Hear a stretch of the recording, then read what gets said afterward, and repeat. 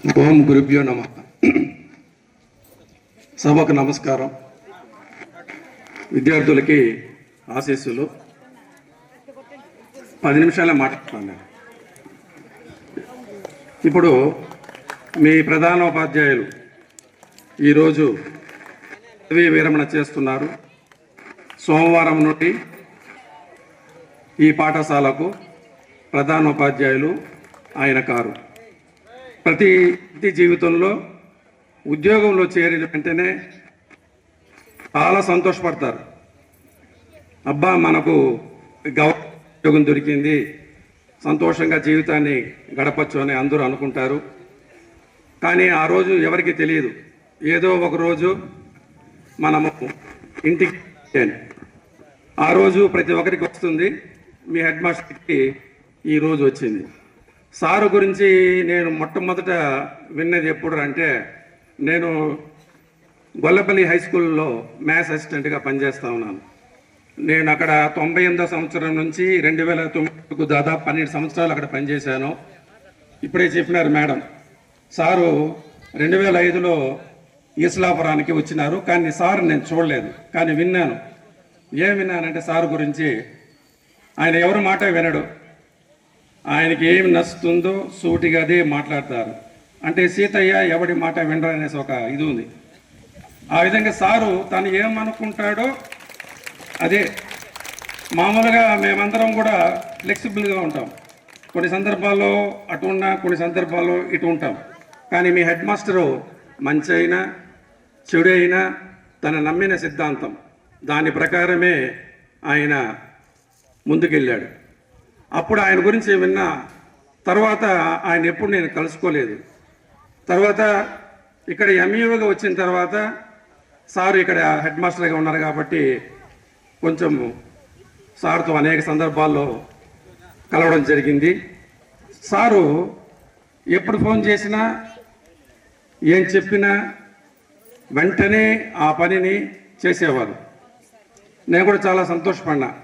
నేను వచ్చిన కొత్తలో అనుకున్నా, సారు గబాని వినడే, మనం చెప్తే ఏమైనా వినరా అని. అప్పుడు ఎంఈఓ 1 వచ్చి వేరే ఒకరు ఉన్నారు, సారు ఆంజనేయులు సారు. ఆయన నన్ను చెప్పంటారు, మీరు చెప్పండి సార్, మీకు పరిచయం ఉంది కదా సారు, మీ ఫ్రెండ్ అంటున్నారు అని. సరే నేను చెప్తాను. అప్పుడు కొత్తగా వచ్చాను కాబట్టి మరి నా మాట వింటారో వినరో అని కూడా సందేహంతో నేను సార్కి చెప్తే, సారు ఏ రోజు కూడా లేదు సార్, కాదు సార్ అని చెప్పలేదు, చేసినారు. కానీ ఈ జనవరి నెలలో మాత్రం నా మాట వినలే సారు. అది కూడా ఎందుకు చెప్తాను, పిఎంశ్రీ స్కూల్ కదా మీది, బిల్స్ రెడీ చేసి పెట్టాలి. అప్పుడు సార్కి నేను ఫోన్ చేస్తే, సార్ సాయంత్రం చేసేస్తాను సార్ అంటారు. 2 సాయంత్రాలు 3 సాయంత్రాలు అయిపోతుంది. మళ్ళీ నేను ఫోన్ చేస్తాను, లేదు సార్ అయిపోతుంది సార్ అంటారు. అంటే ఇక్కడ ఏం జరుగుతుందంటే, సార్కి మీ ఇప్పుడు అందరూ చాలామంది భక్తులు చెప్పారు, ఆయనే చేస్తాడు. యూనిఫామ్స్ అయితే తెచ్చితే యూనిఫామ్స్ మామూలుగా మేము హెడ్ మాస్టర్లు ఏం చేస్తామో, టీచర్ని పిలిచి మీరు ఈ క్లాస్కి ఇవ్వండి, లేదా ఎవరినో 2 టీచర్ని పెట్టుకుంటాము. కంపల్సరీగా పీఈటీనో పీడీనో ఉంటారు, ఇంకా యాక్టివ్గా ఉండే టీచర్ని పెట్టుకుని అందరికి ఇమ్మంటాం. కానీ సార్ గురించి విన్నది ఏమంటే, టెక్స్ట్ బుక్ కావచ్చు, టై కావచ్చు, షూ కావచ్చు, టెక్స్ట్ బుక్లు కావచ్చు, నోట్ బుక్లు కావచ్చు, బ్యాగులు కావచ్చు, ఏదైనా సారే లెక్క పెట్టుకుని పిలిచి మీకు ఇవ్వడం చేశారు. ఇది ఒక రకంగా స్టాఫ్ కూడా మంచిదే. ఎందుకంటే 2-3 స్టాఫ్లు ఈ పనిలో పడిపోతే అక్కడ పోయి పాఠాలు చెప్పేది కష్టం కదా. మళ్ళా వాళ్ళు సిలబస్ వాళ్ళే కంప్లీట్ చేసుకోవాలి. కొన్ని సందర్భాలు ఇదేం హెడ్ మాస్టరా, మన ప్రాణాలు తీసేస్తూ ఉంటారే, ఇన్ని పనులు చెప్తూ ఉంటారని అనుకుంటారు. కానీ సారు ఎప్పుడు కూడా నాకు తెలిసి అన్ని చోట్ల అదే విధంగా ఉన్నారేమో, ఇటువంటి హెడ్ మాస్టర్ని నేను చూడలే.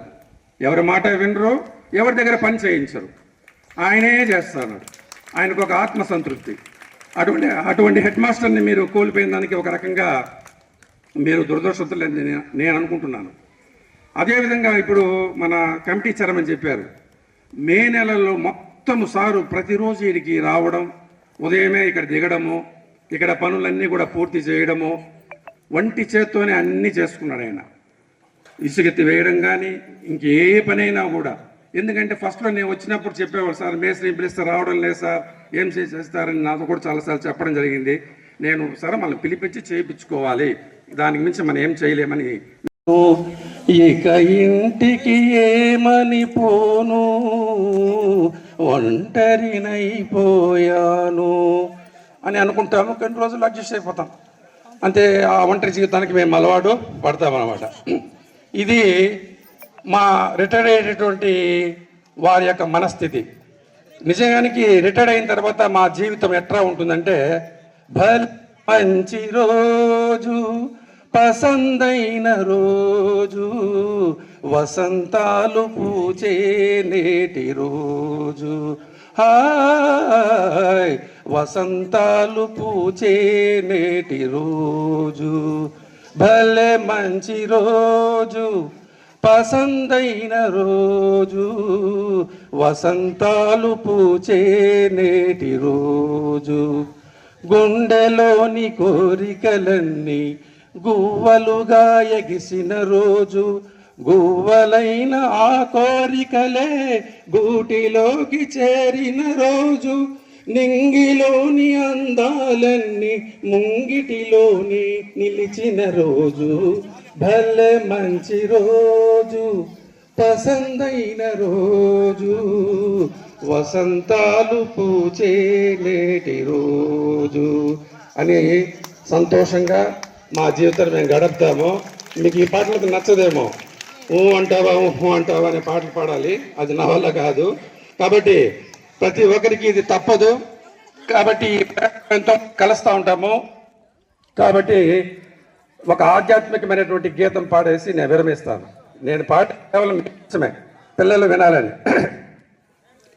ఎవరికెవరు ఈ లోకంలో ఎవరికి ఇరుక, ఏ దారెటు పోతుందో ఎవరిని అడగక, ఎవరికెవరు ఈ లోకంలో ఎవరికి ఇరుక, వాన వచ్చి కురిసేది వాగులో, వాగు వంక కలిసేది నదిలో, వాన వచ్చి కురిసేది వాగులో, వాగు వంక కలిసేది నదిలో, కదిలి కదిలి నదులన్నీ కలిసేది కడలిలో, కదిలి కదిలి నదులన్నీ కలిసేది కడలిలో, ఆ కడలి కలిసేది ఎందులో, ఎవరికెవరు ఈ లోకంలో ఎవరికి ఎరుక, ఏ దారెటు పోతుందో ఎవరిని అడగక, ఎవరికెవరు ఈ లోకంలో.